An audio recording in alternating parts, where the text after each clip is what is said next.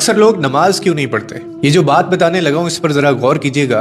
ایک دوست نے اپنی نماز شروع کرنے کی وجہ بیان کرتے ہوئے کہا کہ میں بہت آسانی سے نمازی بن گیا۔ پوچھا گیا کیسے، تو بتانے لگا کہ ایک دن میں کلاس میں بیٹھا ہوا تھا اور اسلامیات کا مضمون تھا۔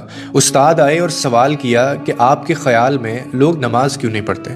ایک بچے نے معصومیت سے کہا کہ سر جو لوگ مر گئے ہیں شاید وہ نماز نہیں پڑھتے۔ پھر دوسرے بچے نے معصومیت سے بولا کہ سر جنہیں نماز نہیں آتی شاید وہ نماز نہیں پڑھتے۔ اس کے بعد ایک اور بچے نے کہا کہ سر جو مسلمان نہیں ہیں وہ نماز نہیں پڑھتے۔